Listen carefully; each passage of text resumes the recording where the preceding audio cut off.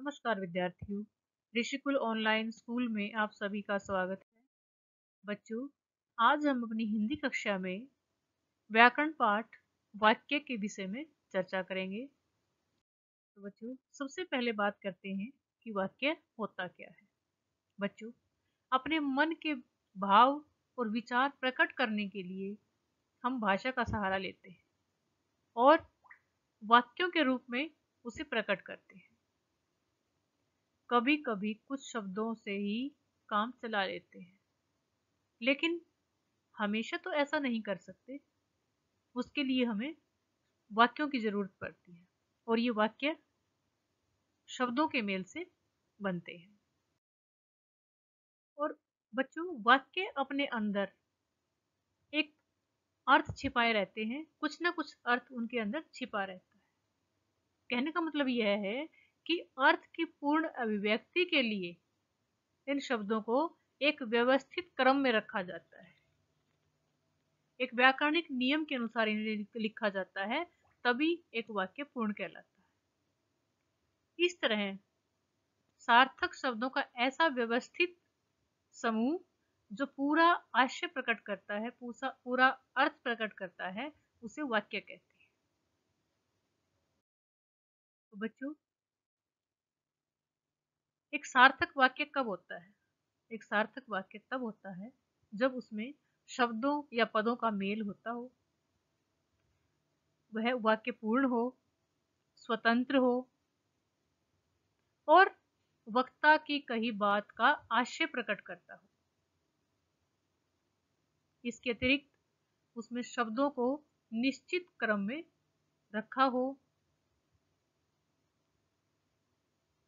हिंदी में वाक्यों का जो पदक्रम होता है वह कर्ता, कर्म और क्रिया इस प्रकार होता है। तो जो वाक्य है वो इसी के अनुसार लगा हुआ होना चाहिए। तो बात करते हैं वाक्य की परिभाषा की। तो बच्चों, शब्दों का सार्थक समूह जो व्यवस्थित क्रम में, व्यवस्थित क्रम मतलब कर्ता, कर्म और क्रिया के अनुसार लगा हो और वक्ता के आशय को स्पष्ट करता हो, उसे वाक्य कहते हैं। अर्थात जो कहने वाले की बात का संपूर्ण अर्थ प्रकट करता हो।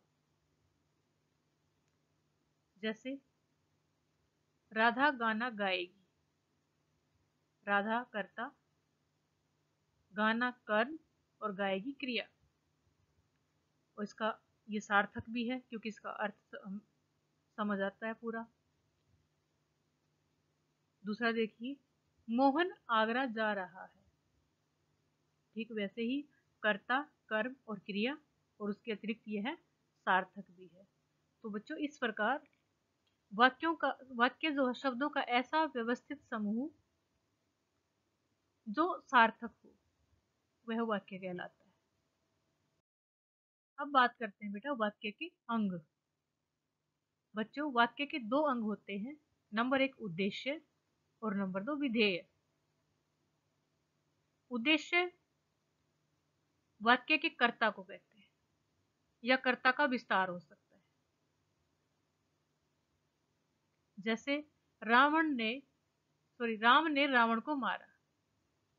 राम कर्ता है, ने कर्ता का विस्तार है और रावण को मारा ये विधेय है। मतलब जो कर्ता है वह उद्देश्य और उसके साथ जो ने शब्द है ये कर्ता का विस्तार है और जो बाकी बचा वे विधेय है। तो अब बात करते हैं विधेय के बारे में। कर्ता के विषय में जो कुछ कहा जाए उसे विधेय कहते हैं, अथवा कर्ता के विस्तार के बाद जो कुछ शेष बचता है वह विधेय कहलाता है। जैसे राम ने रावण को मारा।